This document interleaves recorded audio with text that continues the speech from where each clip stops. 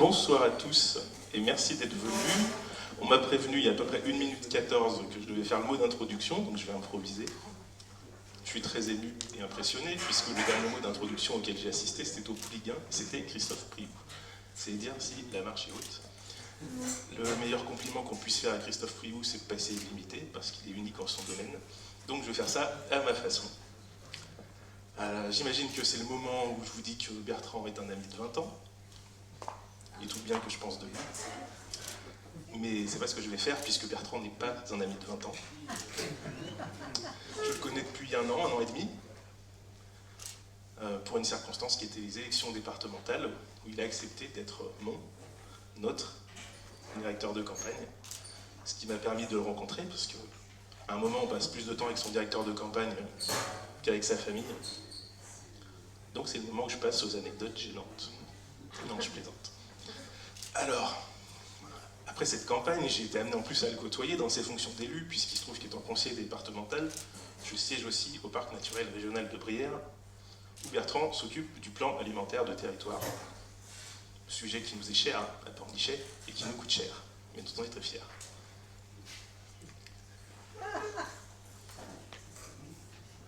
C'était pas voulu. Mais groupez-vous pour les rêves. Blague à part.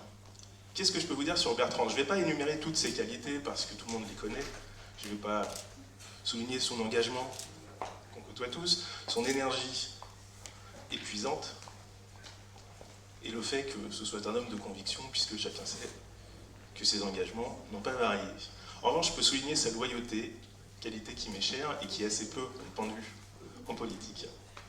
Donc ça compte. Et en revanche, je vais surtout vous dire ce que Bertrand n'est pas. Bertrand n'est pas un candidat fantôme et n'est pas un candidat fantoche.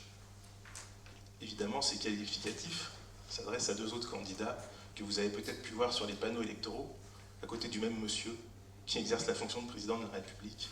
Quand je parle de fantôme, il y a une de ces candidates qu'on n'a pas beaucoup vue ici, et visiblement pas beaucoup plus vue à Paris, et puis l'autre candidat, lui, se réclame d'un soutien qu'il n'a pas.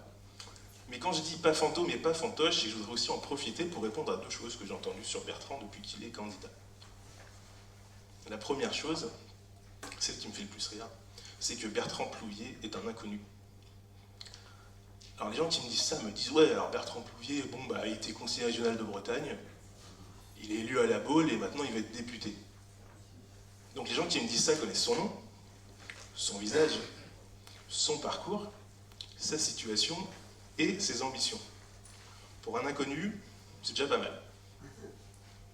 Et puis l'autre chose qui m'a un peu plus agacé et que j'ai entendu plus récemment, c'était que Bertrand Plouvier est un parachuté. Rendez-vous compte, à 45 ans, il a déménagé. Pour des raisons personnelles et professionnelles, familiales. Qui n'a jamais déménagé dans la pièce? Non, pas de main levée, ça m'aurait étonné. Et ça m'a d'autant plus fait sourire qu'aujourd'hui, vraiment, et c'est pas un truc que j'invente, cet après-midi, quelqu'un m'a dit mais le candidat que tu soutiens, il s'appelle Bertrand Plouvier? Je dis ben ouais. Et là, la personne me répond, c'est marrant parce qu'il y a un assureur qui porte le même nom et qui a ses bureaux juste à côté de chez moi à Saint-Nazaire. Du coup, je me dis que pour en parachuter, il est déjà bien installé. Bon, je pense que c'était suffisamment long pour un mot d'accueil, donc je vais passer la parole, non pas à Bertrand, il va encore patienter, mais à sa suppléante, la formidable gnome au conseil départemental.